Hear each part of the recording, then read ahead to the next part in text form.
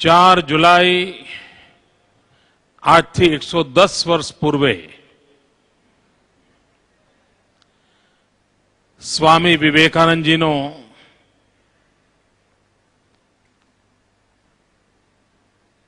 देहोत्सर्ग थयो हतो। 110 वर्ष पूर्वे आजनी तारीखे स्वामी विवेकानंद जी आ जगत ने छोड़ीने परलोक सिधावी गया हता। परंतु ए वक्ते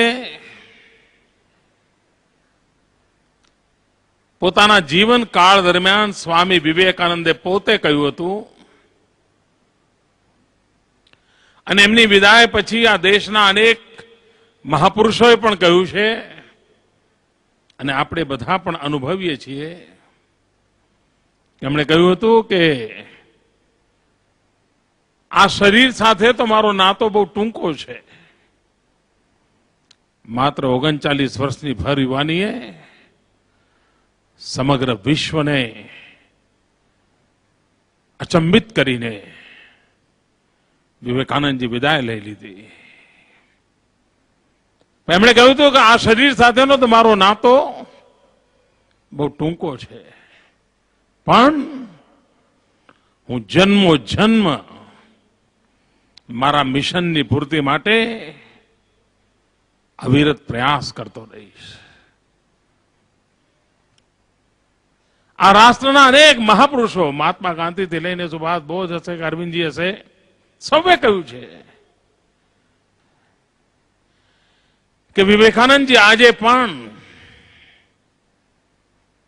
आ राष्ट्र ने प्रेरणा पण आपे छे अने सामर्थ्य पण आपे छे। एमनी आजे पुण्यतिथिए एक एवा कामनो आपणे आरंभ करी रह्या छीए। एक विचार ने आजे हकीकत में परिवर्तित कर रहा छीए जेनी असरो आगामी पेढ़ीओ सुधी रहवानी छे। मित्रों आजनो आ घटनाक्रम ए मात्र कोई एक नवी योजनानी शरूआत छे एवुं नथी। आजनो अवसर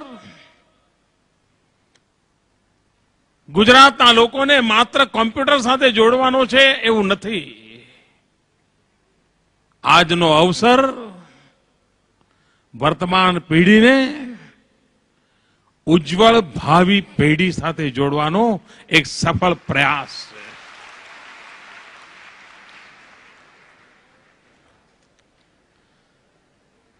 मित्रों दुनिया बदलाई चुकी है, जगत बदलाणु है अने बदलायेला जगत ने जो न जाणीए, बदलायेला जगत ने न स्वीकारीए तो आपणे काल बाह्य थई जईए, इरेलेवंट थई जईए। आपणे एकला अटूला पोतानी दुनिया में मस्त रहीने मात्र जगत ने जोता रहीए तो मित्रों 1200 वर्षनी गुलामी में देश जे पछातपणानो भोग बन्यो ए फरी बनी जाए। हिंदुस्तान ने पछातपणाना ग्रहणमांथी मुक्त करावવાનો संकल्प करवो पड़े। अने स्वामी विवेकानंद जी ની 150મી જયંતિ ઉજવતા હોઈએ ત્યારે प्रत्येक युवान एक सपनों होय कि हमारा बनता प्रयत्नों थी अमे ज्यां होय छुं त्यां जे कई नानी मोटी जवाबदारी हशे ने सहारे जे कई ईश्वरे क्षमता आपी हशे ना भरोसे આ દેશને પછાતપણામાંથી મુક્ત કરવા માટેનો ભગીરથ, અવિરત, અખંડ, એકનિષ્ઠ પુરુષાર્થ કરતા રહીશું. આ સંકલ્પ પ્રત્યેકનો હોવો જોઈએ. અને સપનાને સાકાર કરવું હશે તો આપણે જ્યાં હોઈશું ત્યાં કોઈ ને કોઈ નવી વાત લઈને શરૂઆત કરવી પડશે. ઈશ્વરચંદ્ર વિદ્યાસાગર જેવા મહાપુરુષોએ જે દિવસોમાં સમાજ સુધારક તરીકે આધુનિક શિક્ષણ માટેની આલેખ જગાવી હશે ત્યારે સમાજને લાગ્યું હશે કે આ બધાની શું જરૂરિયાત છે.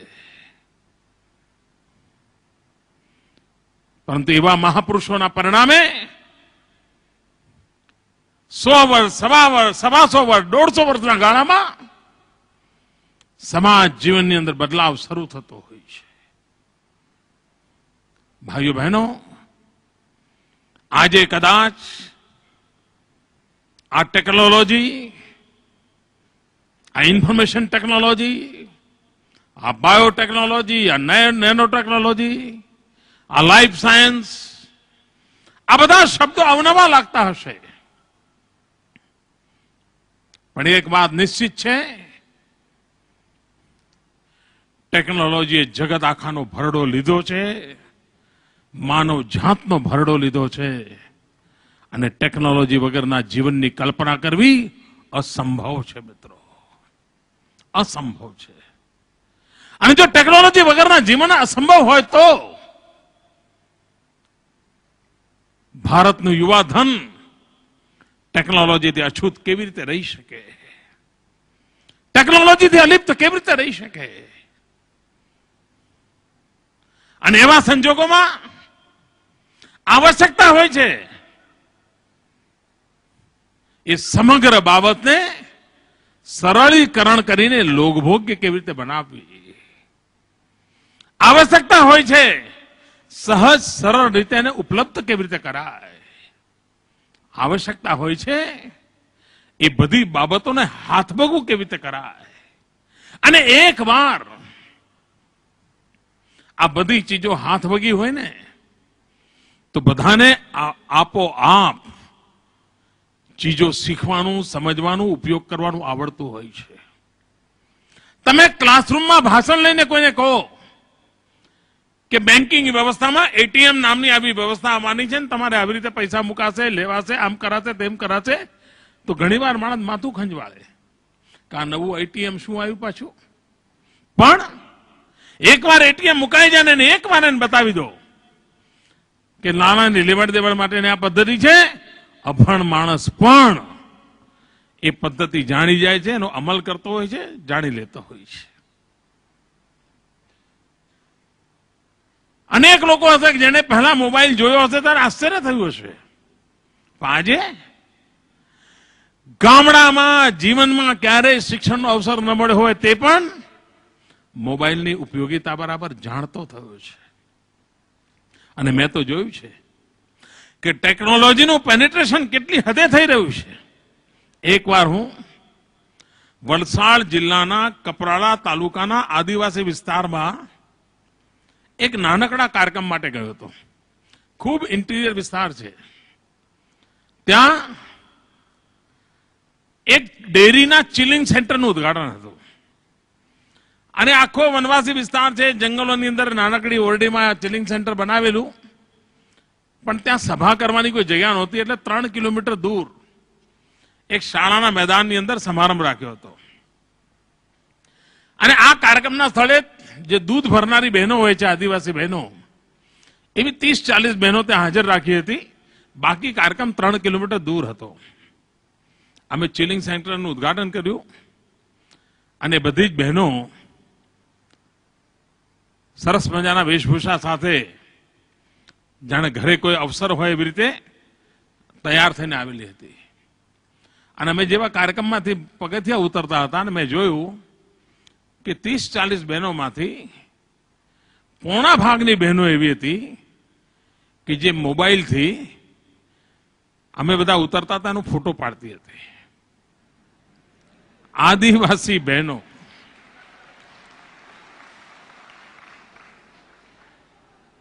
કપરાળા જેવા વલસાડના અંતરિયાળ વિસ્તારમાં, ત્યારે મને સહજ કૌતુક થયું.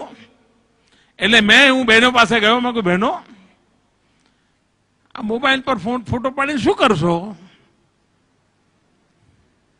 તમે પણ વિચાર કરો, તમે શું જવાબ આપશો, મનમાં વિચારી લો. સાહેબ, એ બહેનોએ મને કહ્યું કે તમે ડાઉનલોડ કરાવી દઈશું.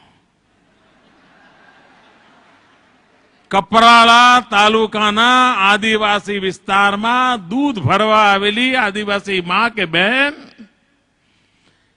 એને કોઈ કોલેજમાં ડાઉનલોડ કોને કહેવાય ભણવા નથી ગઈ, પણ એને ખબર છે કે હું આ ફોટો પાડું છું, એને ક્યાંક ડાઉનલોડ કરવાની વ્યવસ્થા હોય છે, ડાઉનલોડ થતો હોય છે, અને એ ફોટાની પ્રિન્ટઆઉટ પણ મને મળી શકતી હોય છે. એનો અર્થ એ થયો કે કોઈ ફોર્મલ વ્યવસ્થા ન હોય તો એમ છતાં પણ ટેકનોલોજી આપોઆપ ટ્રાવેલ કરતી હોય છે. સમયાનુકૂળ પરિવર્તન સાથે સમાજ જીવનનું અંગ બની જતી હોય છે, જીવન વ્યવસ્થાનું અંગ બની જતી હોય છે. પ્રત્યેક વ્યક્તિના મનનો કબજો પણ ટેકનોલોજી લેતા વાત નથી કરતી હોતી. અને જો આ સ્થિતિ સહજ રીતે હોય તો આને આપણે પડશે તેવા દેવાશે, આવશે તારે જોઈશું, અરે હમણાં તો આ છે ને, એના બદલે સેજ દૂરનું જોઈને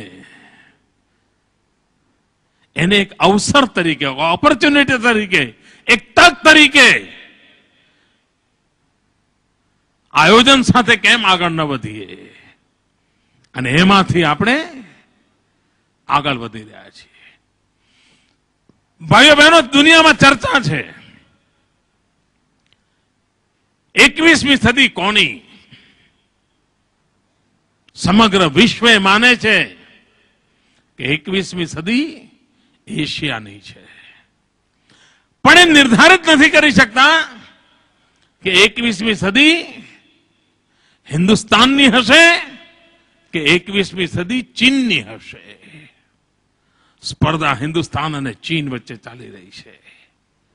ત્યારે આપણી પાસે 21મી સદી હિન્દુસ્તાનની હશે, એના માટેના મહત્વપૂર્ણ સશક્ત પરિબળો કયા? એક મોટામાં મોટું સશક્ત પરિબળ છે આપણી પાસે આ દેશની 65% જનસંખ્યા. આ દેશની 65% જનસંખ્યા 35 વર્ષ કરતા નીચેની ઉંમરની છે. આ દેશ દુનિયાનો સૌથી યુવાન દેશ છે.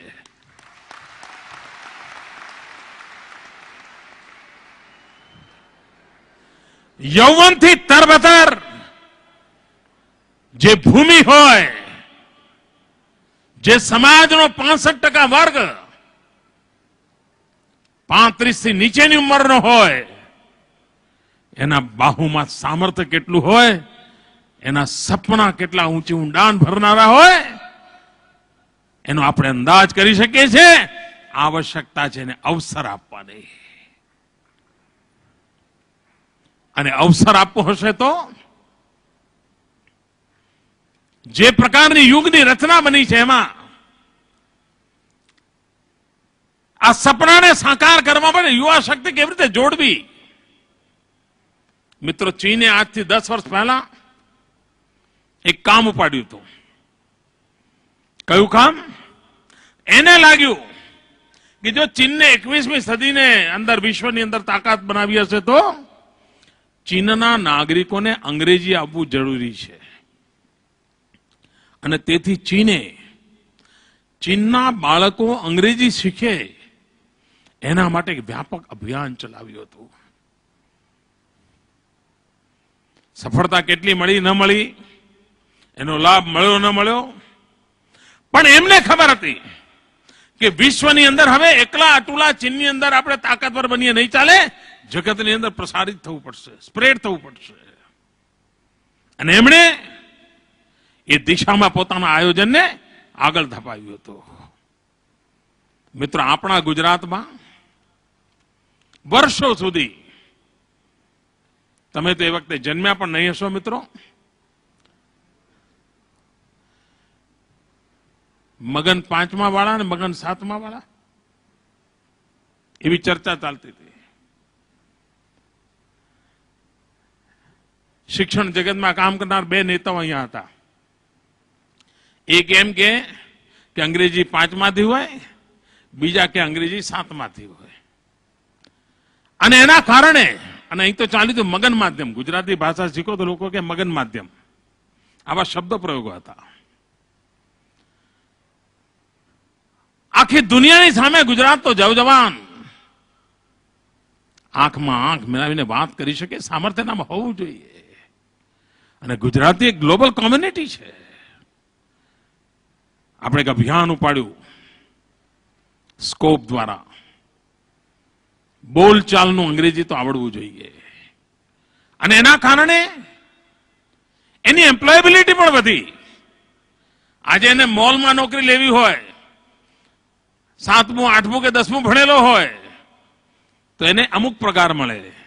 પણ એ જો સ્કોપની ટ્રેનિંગ લીધી હોય અને 5-15 અંગ્રેજી વાક્યો બોલવાનું સામર્થ્ય આવી ગયું હોય, એનો સોફ્ટ સ્કિલ ડેવલપ થઈ હોય અને બિહેવિયર ટ્રેનિંગ થઈ ગઈ હોય, તો એનું પગાર 5 ને બદલે 7 થાય, 7 ના બદલે 11 થાય. એની આવશ્યકતા વધવા માંડી. અને મિત્રો, મારે ગર્વ સાથે કહેવું છે કે ગુજરાતના ગોલ્ડન જ્યુબિલી યરમાં 1 લાખ લોકો અંગ્રેજી બોલતા વાંચતા શીખ્યો જે પ્રયત્ન આદર્યો હતો, એ આંકડો 1 લાખથી પણ વટાવી દીધો હતો. અને એ કામ આજે પણ ચાલુ છે.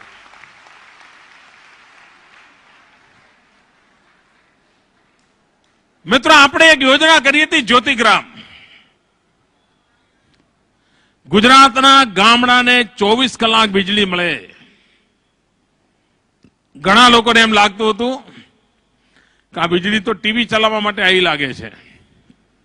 ના, જે દિવસે જ્યોતિગ્રામ યોજના માટે અરબો ખરબો રૂપિયા ખર્ચાતા ત્યારે ખબર હતી કે આ ઉર્જાના વાવેતર શાના માટે કરીએ છીએ.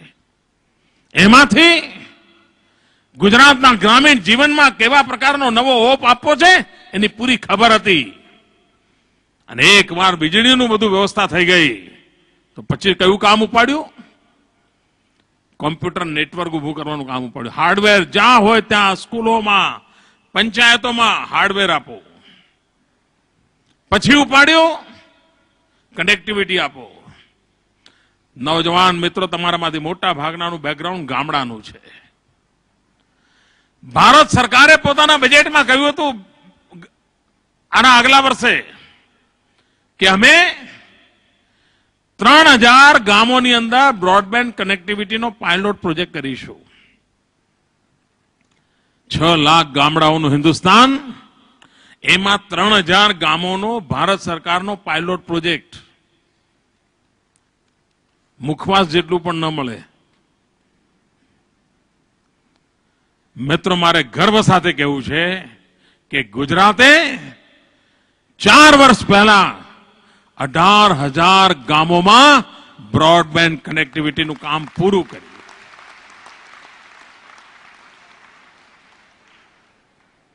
આ માળખાકીય સુવિધા ઉભી કરી. હવે ધ્યાનમાં આવે છે કે સમાજ જીવનની અંદર હવે ટેકનોલોજી એટલી બધી જગ્યા બનાવી દીધી છે કે જે જગ્યાને કારણે આ પ્રકારની ઓછી વધતી ટેકનોલોજી જાણનારા લોકોની જરૂરત પડશે. મિત્રો, બસમાં પણ ગઈકાલ સુધી કંડક્ટર ચોપાનિયું ફાડીને ટિકિટ ફાડતો હતો. સમય આવવાનો છે, એના હાથમાં એક નાનકડું ઇન્સ્ટ્રુમેન્ટ હશે, ખાલી આમ ચાંપ દબાવીને તમને ટિકિટ આપતો હશે. આખો જીવનના પ્રત્યેક ક્ષેત્રમાં તમે નાનકડી રેસ્ટોરન્ટમાં જાઓ તો પણ હવે પેલો ભજીયાના ચાનું બિલ લખતો નથી. એ નાનું એક ડબ્બુ લઈને આમ દબાવે અને તરત તમને કહે તમે ગેટ પર જાઓ, તમારું બિલ થઈ જાય. આ બદલાવ આવી રહ્યો છે. તો ગુજરાતના ગરીબ પરિવારના બાળકોને આ બદલાયેલા વાતાવરણમાં રોજીરોટી મળે, એનું શોષણ ન થાય, એની પાસે ડિગ્રી પ્લસ એક પ્રકારની ક્વોલિટી હોય, તો તેને 5 ને બદલે 7, 7 ને બદલે 9, 9 ને બદલે 11,000 રૂપિયા કમાતો થાય. અને એના માટેનું આ અભિયાનનો એક ભાગ એટલે empower scheme, electronic man power. અને મિત્રો, ભારત સરકારે 1 વર્ષ પહેલા 3,000 ગામોમાં બ્રોડબેન્ડ કનેક્ટિવિટીનું આયોજન વિચાર્યું હતું. એ બજેટને આજે 1.5 વર્ષ થઈ ગયું. શું થયું હશે એ તપાસનો વિષય છે. અમે માર્ચના આખરે જે બજેટ પાસ કર્યું અને આજે 4 જુલાઈએ એ યોજના લાગુ કરી દઈ રહ્યા છે.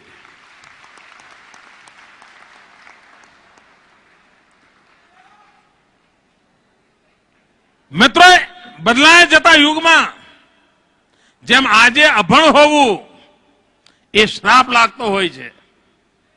આપણને પણ 4 મિત્રોની વચ્ચે અભણ હોવાની વાત થાય તો નીચા જોણું થતું હોય છે.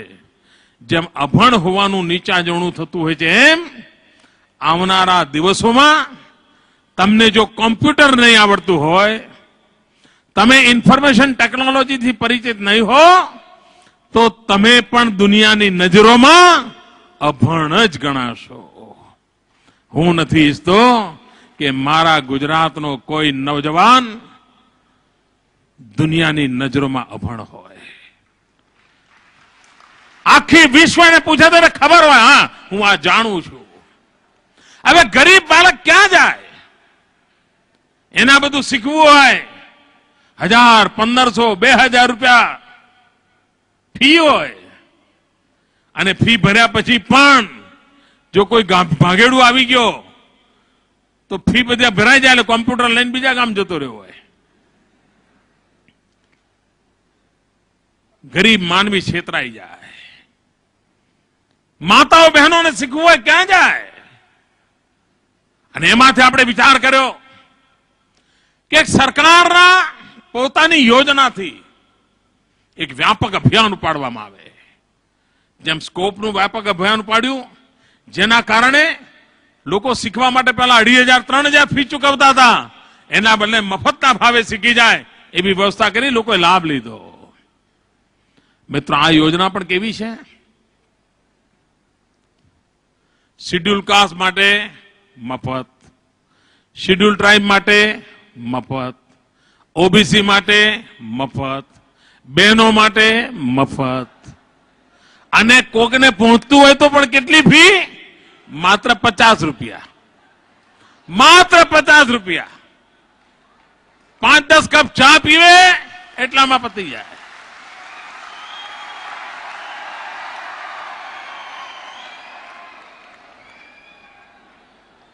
અને મને ખાતરી છે કે જે આ શિક્ષણ લેશે એના સર્ટિફિકેટ સાથે જોશે, એનું મૂલ્ય વધવાનું છે, બજારમાં એનું મહત્વ વધવાનું છે. અને મિત્રો, ઘણા લોકોને આશ્ચર્ય થશે આ યોજનાની સફળતા શેમાં છે. મેં અમારા અધિકારીઓને કહ્યું હતું કે આપણે આટલી બધી બ્રોડબેન્ડ કનેક્ટિવિટી આપી છે, ગામડે ગામડે કોમ્પ્યુટર લગાયા છે, મારે ટ્રાયલ લેવો છે કે આ બધી ચીજો જનસામાન્ય સાથે જોડાણી છે કે નહીં. અને એટલા માટે મેં આગ્રહ રાખ્યો હતો કે આજે ટ્રેનિંગ થવાની છે આપણી એમ્પાવર વાળી, એનું રજીસ્ટ્રેશન લોકો ઓનલાઈન કરાવે. ખબર તો પડે કે આ ટેકનોલોજીથી આપણે એમની સાથે કે જોડાયા છે કે નથી જોડાયા. અને આજે મારે ગર્વથી કહેવું છે કે આજે સાંજે 5 વાગ્યા સુધીમાં, આજે સાંજે હું મંચ ઉપર આવ્યો ત્યાર સુધીનો આંકડો કહું છું, આજે સાંજે 5 વાગ્યા સુધીમાં ઓનલાઈન રજીસ્ટ્રેશન 1,04,000 લોકોએ કરાવ્યું છે.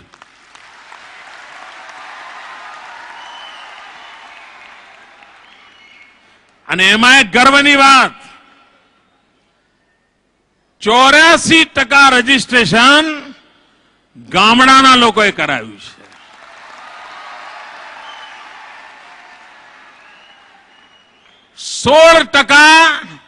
શહેરોનું રજીસ્ટ્રેશન છે.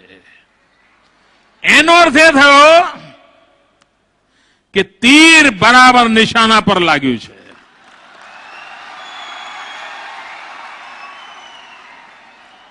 કારણ કે આખી યોજનાનો હેતુ, આખી બાબત ગામડામાં મારે પહોંચાડવી છે, ગામડાના ઘર સુધી પહોંચાડવી છે. કારણ શહેરમાં તો નાની મોટી વ્યવસ્થા હોય છે અને લાભ લઈ લીધો હોય છે, મળતો હોય છે. બંને માટે સમાન તક છે, ગામડું હોય કે શહેર હોય. પણ ગામડામાં 84% લોકોનો આ ઉત્સાહ, આ રજીસ્ટ્રેશન પોતે જ બતાવે છે કે આજે આ યોજના સફળ થઈ ગઈ. અને એમાંય આનંદદાયક સમાચાર, આજે 1 લાખ લોકોએ રજીસ્ટ્રેશન કરાવ્યું છે. તે પૈકી 66% પુરુષો છે, 34% બહેનો છે. દોસ્તો, 34% બહેનો છે. આ મોટી બાબત છે. ગુજરાતના ગામડાની ગૃહિણી, આ દીકરી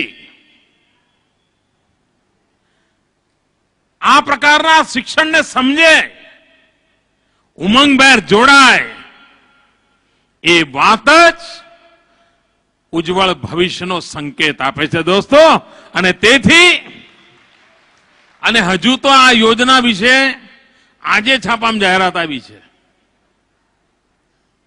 એના પહેલા છાપામાં જે દિવસે બજેટમાં જાહેરાત કરી હતી ત્યારે થોડો ઘણો ઉલ્લેખ આવ્યો હતો.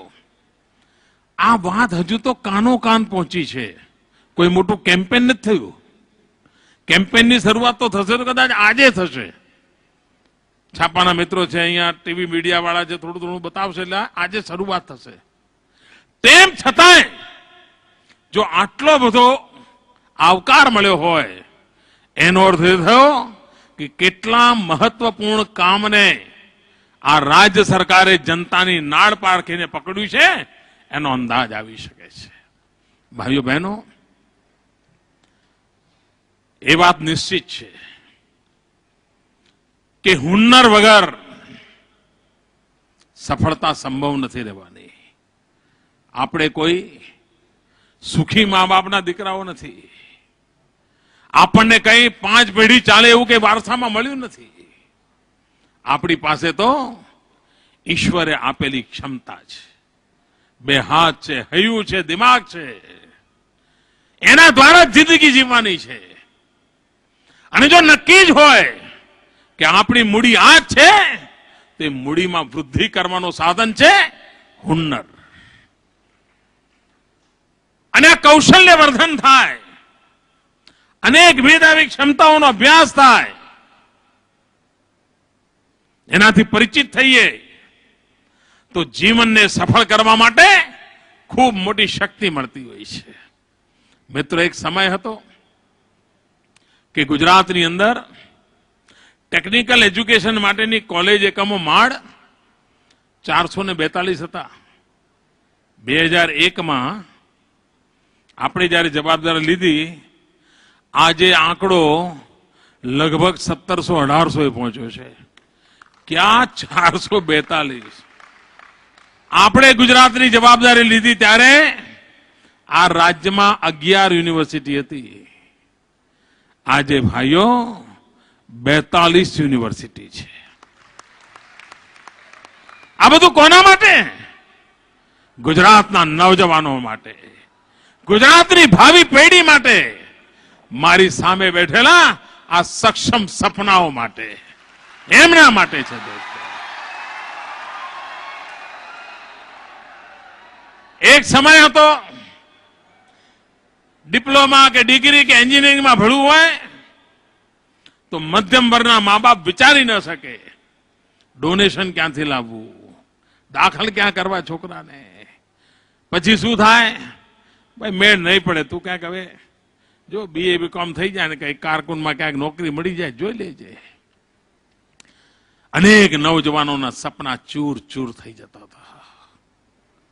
મિત્રો, આપણે 10 જ વર્ષમાં ટેકનિકલ એજ્યુકેશન એટલું બધું બળ આપ્યું કે 2001માં ડિપ્લોમા કે ડિગ્રી એન્જિનિયરિંગ માટે માંડ શરૂઆતમાં આપણી પાસે 23,000 બેઠકો હતી. આજે લગભગ 1,23,000 બેઠકો ટેકનિકલ શિક્ષણ માટે ઉપલબ્ધ કરી દીધી છે. જેને ભણવું હોય એને મારે અવસર આપવો છે. ગરીબમાં ગરીબ પરિવારનો દીકરો કે દીકરી એને હોશિયાળી જિંદગી જીવવી ન પડે એના માટેનું કામ ઉપાડ્યું છે. મિત્રો, ઘણા બાળકો એવા હોય છે કે 7મા 8મામાં સંજોગો વસાત ભણવાનું છોડી દીધું હોય, કા કઈ અવળે રસ્તે ચડી ગયા હોય, કા મિત્રો એવા મળી ગયા હોય, અને પછી સમજદારી આવી હોય એટલે આઈટીઆઈ જોઈન કર્યું હોય. બિચારો ટર્નર બને કે ફિટર બને કે પ્લમ્બર બને કે વેલ્ડર બને કે એમ કરીને જિંદગી, અને એને એમ લાગતું હતું કે પતી ગયું, મારી જિંદગી તો પૂરી થઈ ગઈ. મિત્રો, આ સરકારે નક્કી કર્યું કે મારા ગુજરાતના કોઈ જવાનિયાની જિંદગીને, એના સપનાને હું પૂર્ણ વિરામ નહીં થવા દઉં. હું ફરીથી દરવાજા ખોલીશ, ફરીથી બારીઓ ખોલીશ, એનામાં ફરી સપના જગાવીશ, એને નવી જિંદગી જીવવા માટે પ્રેરણા આપીશ, એને નવી હામ આપીશ. અરે ગઈકાલ જેવી ગઈ એ ગઈ, આવતીકાલ હજુ સારી થઈ શકે છે એવો વિશ્વાસ એને હું આપીશ. અને એના માટે શું કર્યું? એક સાહસપૂર્ણ નિર્ણય કર્યો કે 8મા સુધી ભણીને છોડી દીધું હોય પણ જો 2 વર્ષ આઈટીઆઈ નો કરે તો હું એને 10મા ધોરણનું સર્ટિફિકેટ આપી દઈશ. 10મા ધોરણ સુધી ભણીને આઈટીઆઈ કર્યું હોય, 2 વર્ષ કર્યા હોય તો એને 12મા ધોરણની બરાબર ગણવામાં આવશે, એને 12મું પાસ માનવામાં આવશે. એટલું જ નહીં, આના ભરોસે એને ડિપ્લોમા એન્જિનિયરિંગ કરવી હશે તો દરવાજા ખુલ્લા, એમાં જઈ શકશે. એમાંથી એને ડિગ્રી એન્જિનિયરિંગ કરવું હશે એમાંય જઈ શકશે. પહેલા જે દરવાજા બંધ થઈ જતા હતા કે 7મું કે 8મું છોડ્યું એટલે પત્યું, ખેલ પૂરો. સાહેબ, આ બધું બદલી નાખ્યું છે. કોના માટે? દોસ્તો, તમારે માટે, ગુજરાતની આવતી કાલ માટે. મિત્રો, હું આજે તમને વિનંતી કરવા માંગુ છું, મારી સામે માત્ર સભાગૃહમાં લોકો છે એવું નથી, ઓનલાઈન બધા જ આઈટીઆઈમાં, બધા જ ટ્રેનિંગ સેક્ટરમાં લાખો નવજવાનો આ કાર્યક્રમમાં મારી સાથે મોજૂદ છે.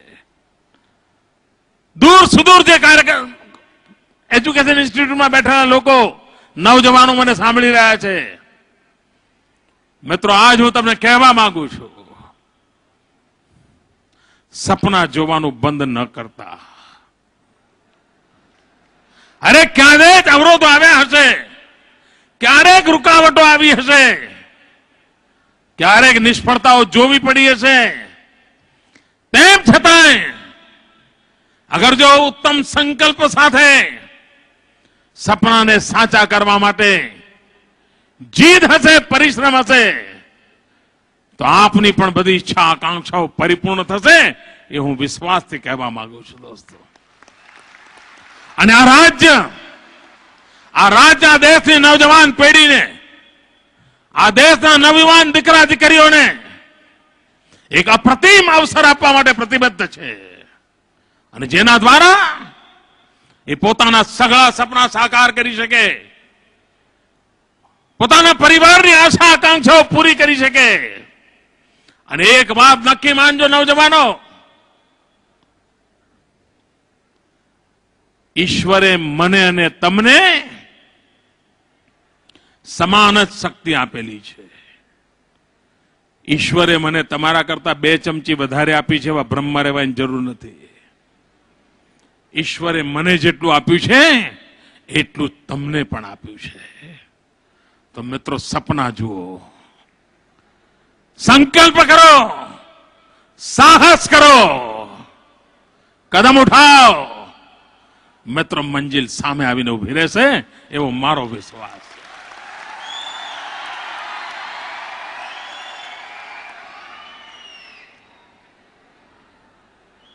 સરકારના બજેટમાંથી આ રાજ્યની અંદર ટેકનિકલ મેન પાવર તૈયાર કરવાનું આજે અભિયાન ઉપાડ્યું છે. ગુજરાત જે રીતે પ્રગતિ ઊંચાઈ કરી રહ્યું છે એમાં એક નવી તાકાત તરીકે ઉમેરાવાનું છે. ગુજરાતને આગળ વધવામાં પૂરક બનવાનું છે. મિત્રો, હમણાં ગુજરાતમાં 26,000 જેટલા લોકોને પોલીસમાં ભરતી કરી અને એમાં એક શરત હતી, કોમ્પ્યુટરનું નોલેજ હોય એને અરજી કરવાની.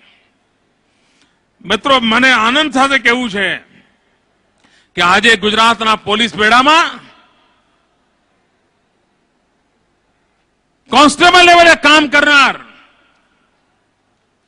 કોમ્પ્યુટર લિટરેટ લોકોની ફોજ ઉભી થઈ ગઈ છે. એક પ્રકારે ટેકનિકલી સાઉન્ડ એવો મારો આખો ડિપાર્ટમેન્ટ બની ગયો છે મિત્રો. અને જો આવનારા દિવસોમાં બધી જ જગ્યાએ આ પ્રકારના હ્યુમન રિસોર્સ ઉપલબ્ધ થાય તો આ રાજ્ય કેટલી તીવ્ર ગતિથી આગળ વધી શકે. એ સપના સાકાર કરવા માટે આજે આ યોજનાને ગુજરાતના નવજવાનોને સમર્પિત કરું છું. નવજવાન બહેનો, નવજવાન ભાઈઓ, એમની શક્તિ પર મારો પૂરો ભરોસો છે મિત્રો. એ શક્તિને લઈને આપણે આગળ વધવું છે. અને મને ખાતરી છે દોસ્તો કે આપ પણ સપના જોતા હશો. અવસર આપવાનું કામ સરકાર કરી રહી છે. વ્યવસ્થા ઉભી કરવા માટે સરકાર 2 કદમ આગળ વધી રહી છે. અને નિર્ધારિત પરિણામો પ્રાપ્ત કરવા ગુજરાતનો નવજવાન સક્ષમ છે એવો મારો વિશ્વાસ છે. મિત્રો, ગુજરાતનું સમૃદ્ધ ભાવિ, એ સમૃદ્ધ ભાવિની સમૃદ્ધિના આપ પણ હકદાર બનો. સમૃદ્ધ ભાવિના સમૃદ્ધિના આપ પણ ભાગીદાર બનો. એના માટેનો એક અવસર છે. અને અવસર આજે ઉભો થયો છે ત્યારે ગુજરાતભરના ખૂણે ખૂણે મારી આ વાત સાંભળી રહેલા સૌ નવજવાનોને અને આ સભાગૃહમાં મારી સામે બેઠેલા સૌ નવજવાનોને સાચ અર્થમાં એક ઇલેક્ટ્રોનિક મેન પાવર તરીકે, એક અતિરિક્ત શક્તિવાળા મેન પાવર તરીકે હું ગુજરાતની ધરતી પર એક નવા પ્રકરણના ઉમેરા સાથે આવકારું છું. અને આપ સૌને અંતઃકરણપૂર્વક દોસ્તો ખૂબ ખૂબ શુભકામનાઓ આપું છું. અને સદા સર્વદા આ નવજવાનો આપણા સપના કરવા માટે હું હંમેશા આપની સાથે છું. આપના સપના સાકાર થાય એના માટે પરસેવો પાડવાની મારી તૈયારી છે. આપણી ઈચ્છાઓ, આકાંક્ષાઓ પૂર્તિ થાય એના માટે આ સરકાર 2 ડગલા આગળ ચાલવા માટે તૈયાર છે. શરત આ છે કે મારા ગુજરાતનો નવજવાન ડગ માંડવા નીકળે, એની આંગળી પકડવા હું તૈયાર છું. એનો હાથ પકડીને ચાલવા હું તૈયાર છું. એને મારા કરતા આગળ લઈ જવા માટે હું તૈયાર છું. આ સરકાર આખી ગુજરાતને નવજવાન પેઢીને સમર્પિત છે. એના ભાગ્યને બદલવા માટે સમર્પિત છે. એના સપનાને સાકાર કરવા માટે સમર્પિત છે. આવો દોસ્તો, હું જયારે તમારી ઉંમરનો હતો મને આવું સૌભાગ્ય નહોતું મળ્યું દોસ્તો. મને એ વખતે કોઈ મળ્યું નહોતું કે જે આ પ્રકારનો વિશ્વાસ આપે. ભાઈઓ બહેનો, આજે આખી સરકાર આપણા વિશ્વાસનો શ્વાસ બની જાય એટલી પ્રત્યેક પળ આપની જોડે છે. એની સાથે આપ જોડાઓ એ જ અપેક્ષા સાથે મારી સાથે પૂરી તાકાતથી બોલીશું, ભારત માતા કી. 2 મુઠ્ઠી બંધ કરીને પૂરી તાકાતથી બોલો દોસ્તો, ભારત માતા કી. વંદે વંદે વંદે.